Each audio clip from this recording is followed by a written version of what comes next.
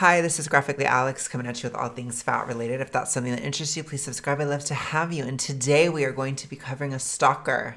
We have a zombie on our hands. A zombie. You gotta be quick out here, okay? So we are going to just give another example of it. Stalkers are stage 2 of the E followed by the letter D infection, the zombie infection. So this is a person that does have the issue, but it's more mild. For you guys who've been watching my channel forever, this is like somebody who's an MSP. So what do you see in stalkers? You see people that are kind of anhedonia-ish. They're a little bit less emotional. They try to appeal to logic. They try to appeal to especially like, I want to say, I don't know how else to say it. I'm not trying to be political at all, but they try to appeal to like libertarian values. So live and let live. Nobody's nobody's bothering you. I'm not bothering you. You're not this, you're not that, right? That kind of stuff. So they try to go for that. And then they try to always point out, I'm the exception. I'm not understood.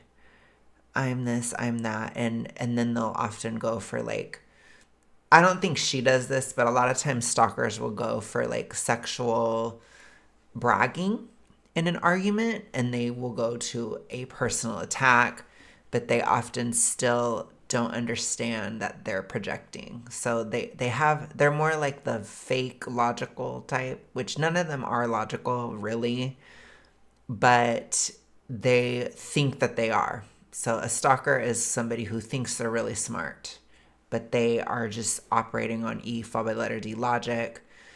And the irony is they think they're so different and special, but they sound like every single other person with the E followed by the letter D. It's kind of tragic in that sense. So, yeah. I just dealt with one of them today on the Instagram comment section of one of the Jubilee videos. Somebody had pissed somebody off because they talked about the health effects.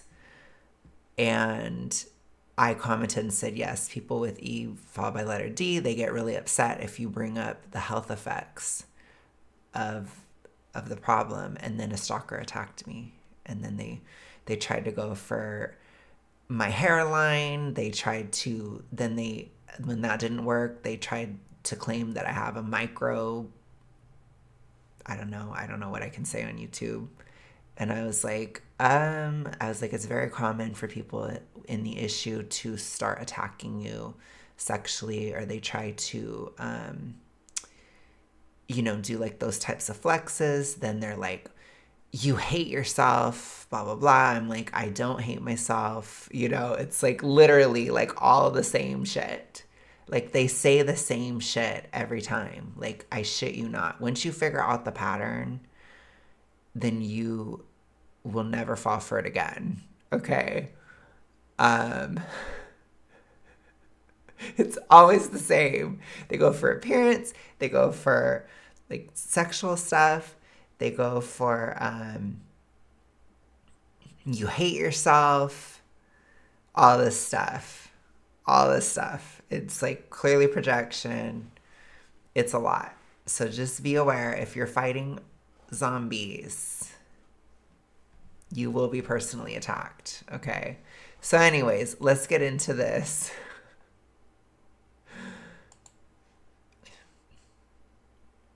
I really don't want to be around people who are refusing to unlearn fat phobia. I don't want to spend time with people who are constantly obsessing about their food, their movement. And it doesn't mean that we can't talk about what fitness stuff you're loving or what meals are bringing you joy.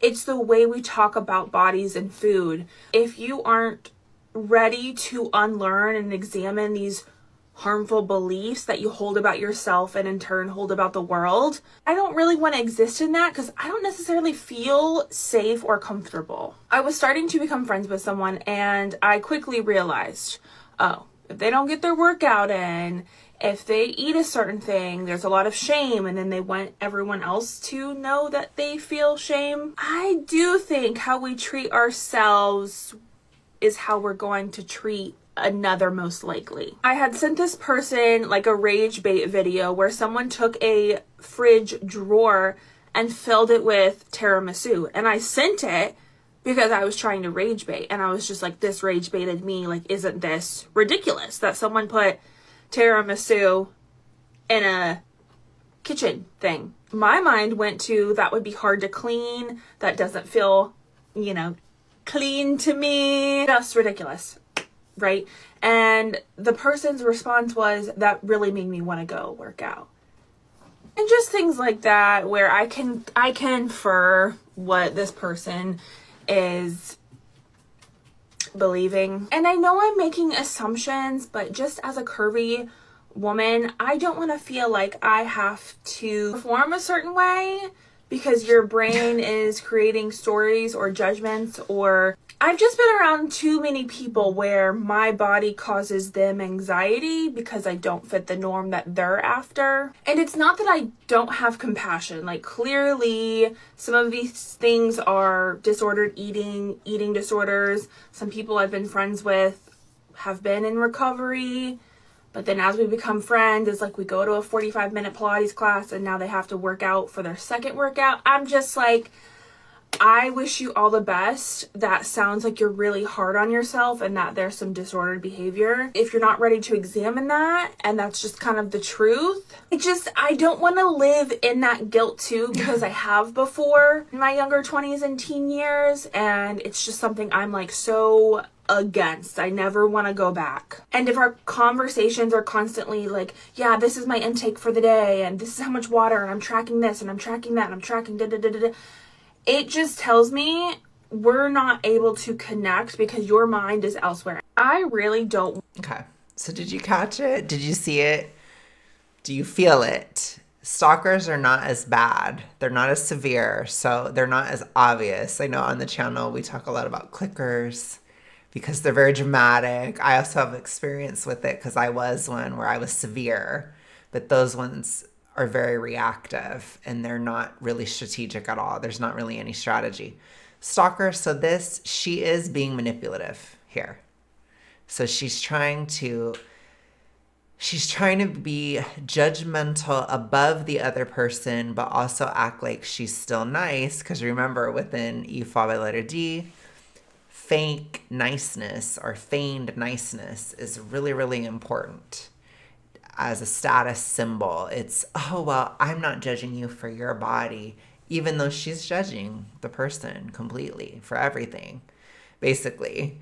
So we're going to go ahead and look at this. I want to show you guys what a stalker looks like, though, just in case you don't know. So this is a stalker. The fungus is coming out of the eyes. They can still see, but they're starting to be blinded. The E followed by the letter D logic is starting to blind the person. And then they moan a lot, so. That's what they sound like. Because I feel like it works a lot for the metaphor because the stalkers will often they are competitive. They're competitive zombies. So we love that. We love that for us. Because let there be no mistake, this person is trying to flex on the other person. I'm better than them because I don't care about going to the gym. This is where you get into the, I don't care. I don't care. Why do you care? Why do you care? That's very stalker. It's stalker coded. Okay. If you hear that a lot, it's like, oh, okay, they've started to slip. You will hear runners say that too, though, which those people are people that don't have E followed by the letter D, but they run cover or they enable. So you sometimes will hear that. But I think with that, you'll mostly hear like, somebody existing in a fat body doesn't bother you. That's more of a runner statement. But the stalker is, I don't care, I don't care, I don't care. And it's like, yeah, you don't care because you have E followed by the letter D induced anhedonia. So you're bored. You're easily bored now. So you don't care about anything anymore, diva. All right, let's get into it. Let's take it piece by piece. Want to be around people who are refusing to unlearn fat phobia. I don't want to spend time with people who are constantly. So this is just funny to me because they are constantly within their activism or within E5 by the letter D, zombie horde circles. It's always fat people are marginalized. Fat people are marginalized. Honey, you're marginalizing yourself.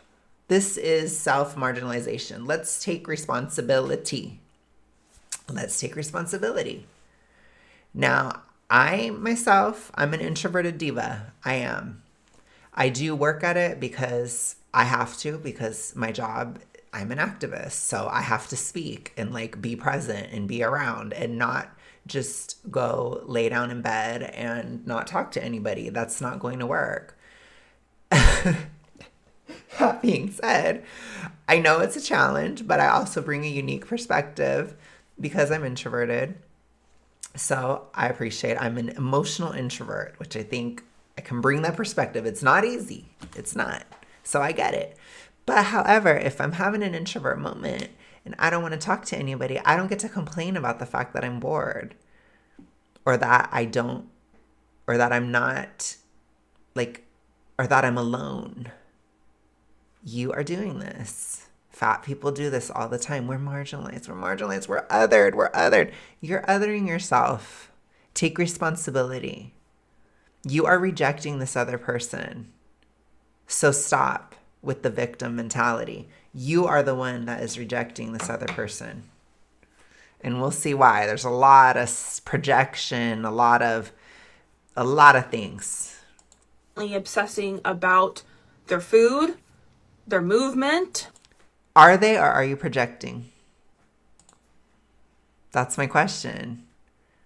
And it doesn't mean that we can't talk about what fitness stuff you're loving or what meals are bringing you joy. It's the way we talk about bodies and food. If you aren't ready to Okay, well, give some examples of how they're talking about bodies then, because you're not mentioning anything. I need to hear this person. I almost guarantee you, if this person that she was talking to was actually within the TR, the toxic ritualistic, you fall by the letter D. If this person was actually talking to somebody else that was in it, she'd still want to be their friend because she could get reinforcement. She doesn't want to be friends with this person because they're showing her that body size is within control. They're constantly reiterating that to her.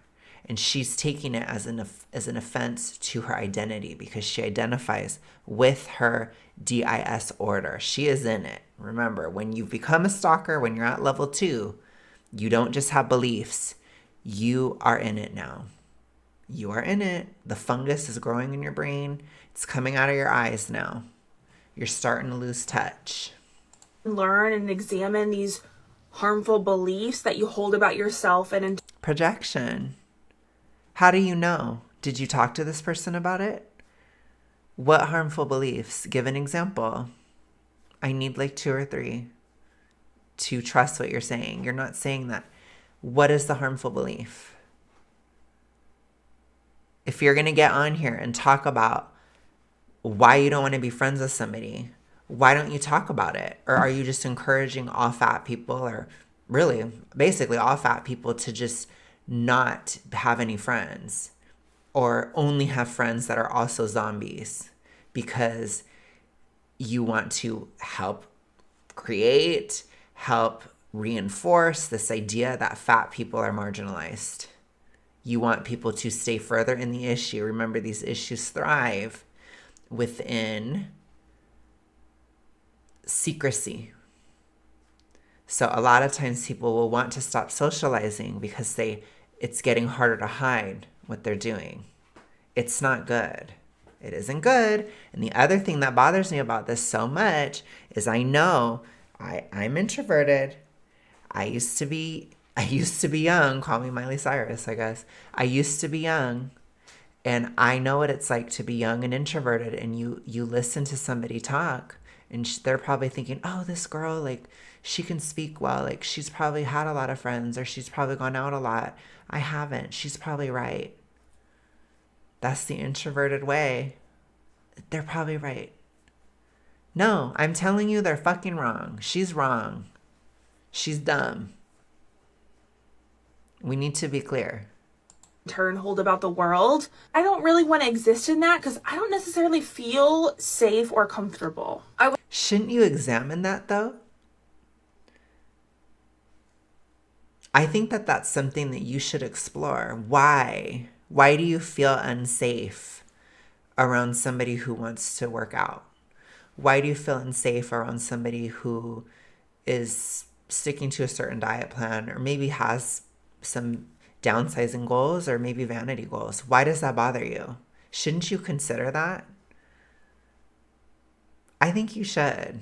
Because I can assure you, I can be around somebody who's eating a lot. I can be around somebody who's downsizing. I can be around somebody who's upsizing. I can be around somebody who's trying to get more muscle. I can be around somebody who's being lazy and laying on the couch every day. I can be around somebody who's big, small, short, tall, anywhere in between. And my sense of security is not at all threatened. I don't feel a sense of comparison. I can identify and recognize that we are two separate people, so I don't emotionally internalize what another person does, even if I think it's unhealthy. So, like what you're doing, I'm not emotionally internalizing it. I don't feel like, well, if somebody in my life has a fitness goal going on, I should cut them off. I don't feel that because I'm not a zombie. I don't just listen to another zombie. And if you guys are struggling with this, you need to get out of this. I told you guys, one of my metaphors I always have metaphors. I have metaphors and analogies for days. I would say you're unsubscribing from that Netflix. They're still subscribed, but you didn't subscribe anymore. You can't control what somebody else does. I can't make her stop isolating herself and digging herself further into a toxic ritualistic cycle, cutting herself off from anybody who might challenge her horrible beliefs that involve so much self harm. I can't control her in cutting herself off from help. All I can do is know that I've been there and it was a disaster. It was a disaster. I've been that person before. I was a clicker. I was worse. And I know what it's like to run from help, to hide, to lash out at people, to be fearful of people, and to isolate yourself. And especially if somebody is being nasty to you, when you do that and you don't try to get support from people, people don't know what to do. I've been that person before. I've dealt with somebody who was very hostile to me, which, by the way, was another zombie. Zombies are not kind to each other. That's a lie. Zombie on zombie crime happens all the time. I wonder why, when you're constantly comparing and you're constantly competing and you're constantly like, if somebody does something, then you have to do it too. And I wonder why. I wonder why zombies could fight. Oh my gosh. It's almost like it happens all the time. I was starting to become friends with someone and I quickly realized, oh, if they don't get their work, Starting to become. So didn't even know this person. It's very likely they never did anything hurtful to them. The person that I'm talking about, I had been very close to for like 3 years before it was starting to sour badly. So it was not like an assumption or anything. It was nothing like that, hun. But this is somebody you're just meeting and you're like, oh, I better cut them off. They're not going to reinforce me the way that I want. workout in, if they eat a certain thing, there's a lot of shame, and then they want everyone else to know that they feel shame. I do think how we treat ourselves. I do not trust. I feel like you have so much projection going on. I don't trust your assessment of this person. And here's some more assumption.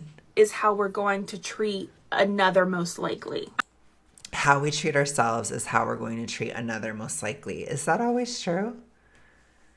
I don't think so.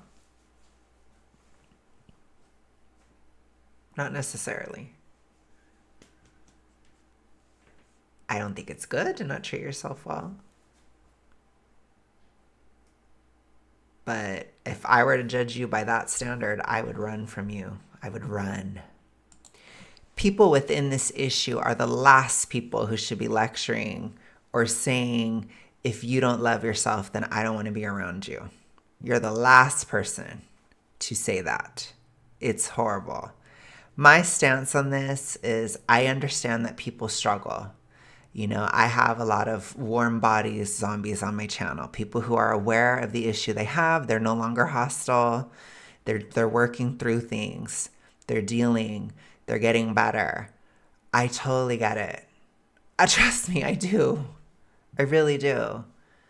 And what I can tell you is, for the most part, I don't typically attack zombies first. The only time I do is when they make statements like this publicly.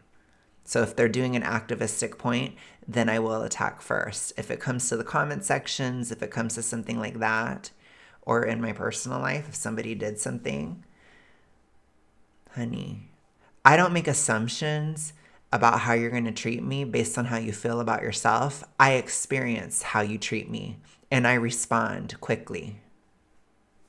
I'll put it to you that way. I don't assume the worst. I just experience it. And I think that that's true for a lot of people. And what I'm going to tell y'all is, if somebody's treating you like absolute shit because they have this problem, do not tolerate it. Do not tolerate it. You tell them, no, you're just externalizing your issues on me. You're this, you say whatever. You put your boundaries up because you don't deal with zombies. You don't tolerate zombie treatment. I don't tolerate it. I don't think you should either. I don't. It's just enabling. You don't enable it. No. So it's like, if somebody's trying to like make me feel weird about my body because they feel weird about my body, you say something like that. Just because you feel weird about your body doesn't mean that I do. You're not going to control me. So I told that zombie, I said, you're not going to control what I do, say, think, or feel. And you're going to have to deal with that. Because it's not happening. And she was pissed. She couldn't stand it. She tried to lie. Then she like made up this thing. She's like, wow, you deleted everything. And I'm like, no. I said, it's actually pathetic that you're trying to lie in this way. I didn't delete anything.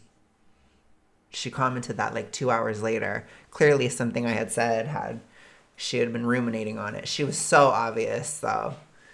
I don't think she was a clicker though. I think she was a stalker, because it was like, it's always like, I don't know how to describe it, but it's status. You have to think of it that way. When a stalker fights you, they try to make you out to be a loser.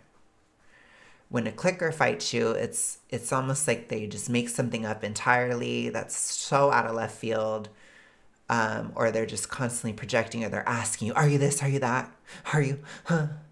Or they'll say something that's so weird that it just doesn't even land.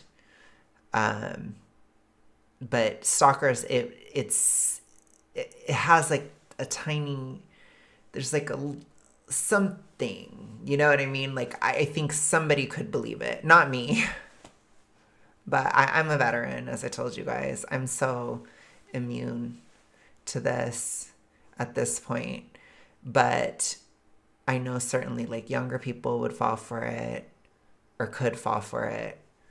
And then if you're not aware of what's happening, like, you don't always know the person is zombified. So you might be like, what? Where is this coming from? You know, or like, why are you attacking me? Or like, what the hell's going on? But my point is, regardless of if somebody has an E fall by letter D or not, I don't think you should just tolerate somebody treating you like crap. I don't.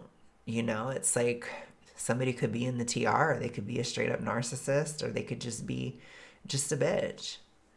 You know, and if it's a pattern of behavior, you got to make those calls, you know, but don't assume that somebody's going to treat you like crap because they're in shape or because they're fat or because they're this or because they're that. Don't make assumptions about people. That in and of itself is TR.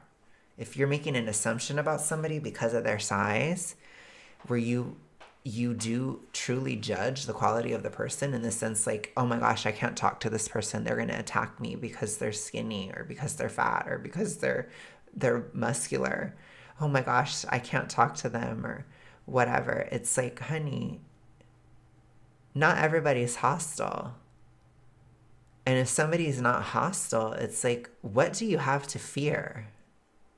Like, really think about that, you know? You could be a source of support for somebody.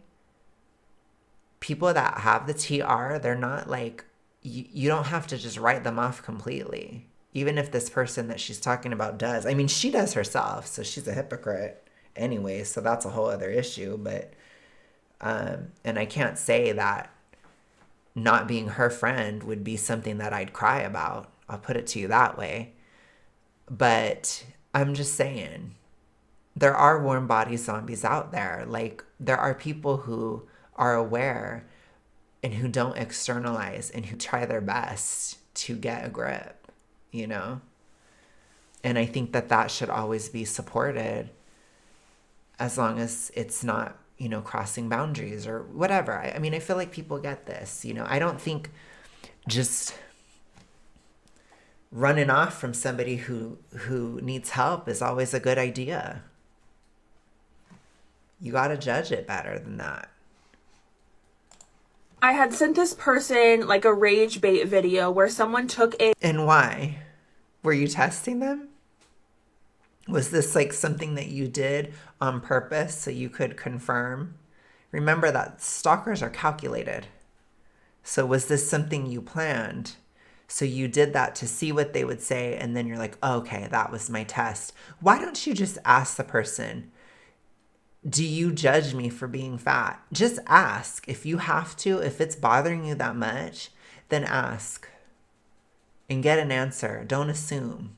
Otherwise, assume good intention until proven otherwise. You don't have to exist like this. This is stupid. A fridge drawer and filled it with tiramisu. And I sent it because I was trying to rage bait. And I was just like, this rage baited me. Like, isn't this ridiculous that someone put tiramisu in a kitchen thing? My mind went to, that would be hard to clean. 'Cause you're better. That doesn't feel, you know, clean to me. Just ridiculous, right? And the person's response... I love that she had to disclaim, I have contamination OCD. She had to like excuse that she'd feel that way. It's like, okay, honey, like, but you want to have zero tolerance for somebody else's problem that they supposedly have that you made up, more than likely. What is your evidence? You need to have evidence. You don't just assume somebody has an E followed by letter D. You have to have like evidence. What is my evidence of her? The fact that she even made this video, the fact that she thought this was a good take, the fact that she actually dead ass cut off this friend because this friend goes to the gym. That's the evidence I have. That's physical evidence. That is real life evidence. That is insane. That is insane to do. Was that really made me want to go work out. And just things like that where I can infer. Can you? What this person is believing. And I know I'm... Can you? Making assumptions. But just as a curvy... Okay, there it is. That's very TR. As somebody who identifies only with my body size, let's translate that for her. Woman, I don't want to feel like I have to perform a certain way. You still do, baby. The TR, the toxic ritualistic, the E followed by the letter D. It is all a performance, baby. You love to perform because you are doing that. The whole thing is one, but you just perform to yourself. So that's not true. This whole video is performative. Everything about it is a performance. because you're not living in reality. And that's the truth. You perform health, you perform this, you perform that. You're trying to perform some kind of status or some moral status over this person, even though you're trying to use your own mental health issues to justify whatever judgments that you have, which again, we're allowed to have judgments. The fact that you feel like you even have to do that is a little bit ridiculous. Which again, you're allowed to have your judgments, but so are other people. That's the thing. That's the thing about living in a world where we're not controlling everyone all the time. I know it's hard. It's hard if you're in the TR because it's scary. Because if you can't control it, then it's spontaneous. I get that. And spontaneity can be scary. But at the end of the day, honey, it's reality. Real life is spontaneous. Real life comes at you. People do things that surprise you every day. That's what makes life beautiful. You need to rediscover why that's a good thing.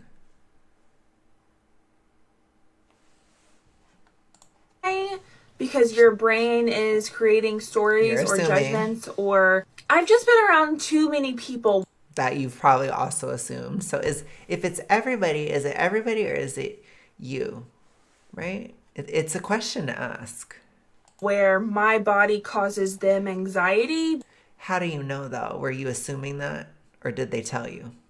Because you totally assumed with this person. Because I don't fit the norm that they're after. How do you know? And it's not that I don't have compassion. Like clearly. Do you? Do you? Because it seems pretty non-compassionate. It's giving, I don't give a fuck about you. I only care about my DIS order and I'm holding on to it like a drowning rat and I will push you under the water and drown you so that I can live in this coping mechanism. That's the emotional quality that I'm getting from you. That is the compassion. If this is your version of compassion, oh my gosh, I'd hate to see your hostility. Whoa, what a wild thought there. Some of these things are disordered eating by your definition. Disorders. Some people I've been friends with have been in recovery, but then as we become friends, it's like we go to a 45-minute Pilates class and now they have to work out for their second workout. I'm just like, I wish you all the best. That sounds like you're really hard on yourself and that there's some disorder. I'm judging the hell out of you and blah, blah, blah, blah, blah for working out. To me, what it is it's at its base, this is giving jealousy. This is the quality that you're giving. I don't know if you understand that. I don't know if she was feeling jealous of their recovery. People are allowed to exercise in recovery as long as it's not done in a toxically ritualistic way.